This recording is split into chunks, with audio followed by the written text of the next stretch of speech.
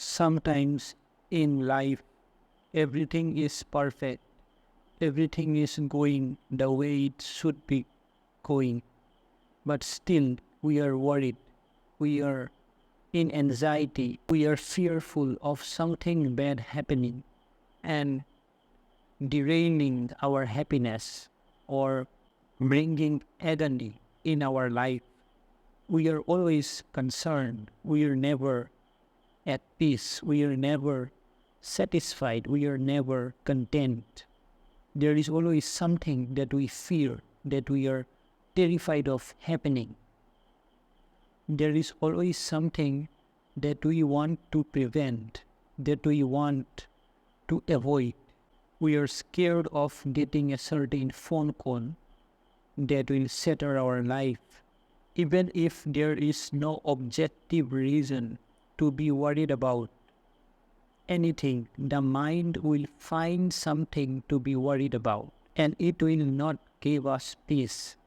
The mind will constantly go to either the past or to the future, and it will bring up something, anything that it can obsess about.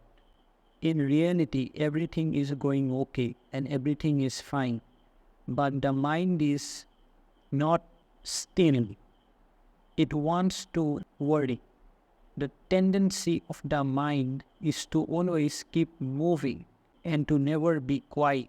So the mind always finds a way to make us worried and unhappy too. The mind will suddenly bring up old memories and it will start to ponder about something embarrassing that we did or something bad that happened to us in the past. Or it will start to worry about how something could go wrong in the future.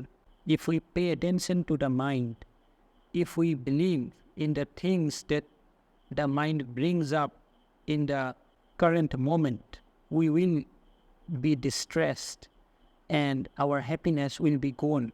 Anytime we believe in the stories of the mind, we get away from the present moment and we go to either the past or to the future. We are not here right now. Right now is where the peace is, but the mind hates right now.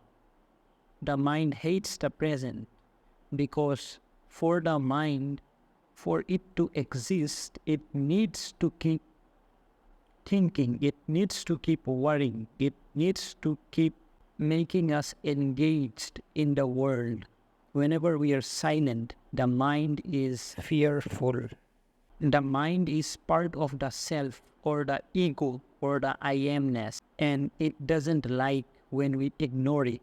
The mind is supposed to be our servant. It is supposed to help us interact with the world and to fulfill our needs.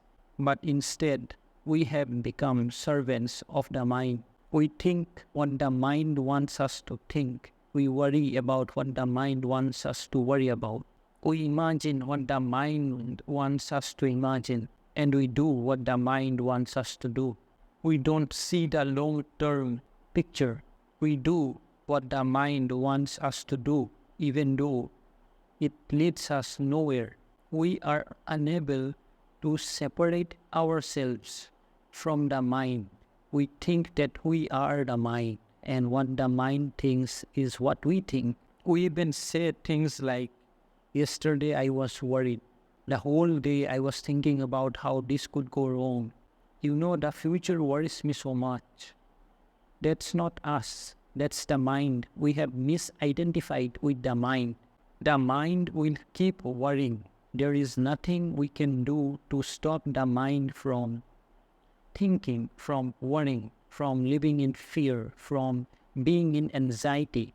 But we can decide to understand that we are not the mind, and whatever the mind is concerned with, it's not our concern.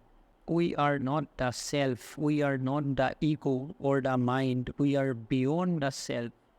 We existed even before the mind came in the picture.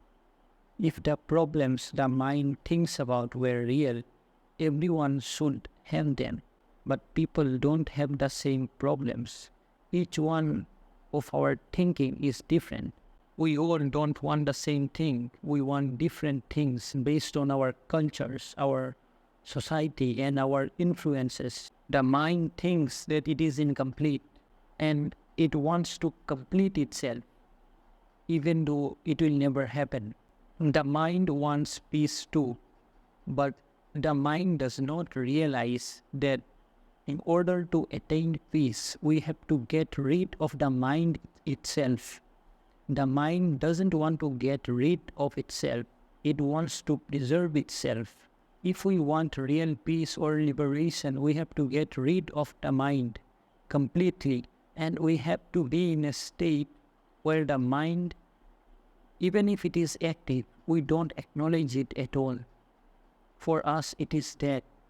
It's as if we are not even connected to the mind. The mind can think about whatever it thinks about, but it doesn't matter to us. We realize that it is what the mind does, and we let it do what it does. We don't identify with the thoughts that the mind thinks about. The liberated person sees the mind as a separate entity. He does not misidentify himself with the mind. Whatever the mind thinks, he knows that the mind thinks that it's not him, it's not his concern. We are stuck with the mind, but we can decide to understand that we are not the mind, and we can begin to see it as a separate entity. The mind wants to remain fearful and worried. The mind cannot exist if it does not have our approval. We allow the mind to exist because we think that it is necessary for survival. We think that without the mind we will lose something, or that we will be impotent or weakened somehow. We can decide to be indifferent to the mind or to not care about it at all. But will we? Or will we keep thinking that the mind is essential? The way we live, it is not normal. The level of depression, the level of anxiety, the level of pain that each one of us live with is extremely concerning.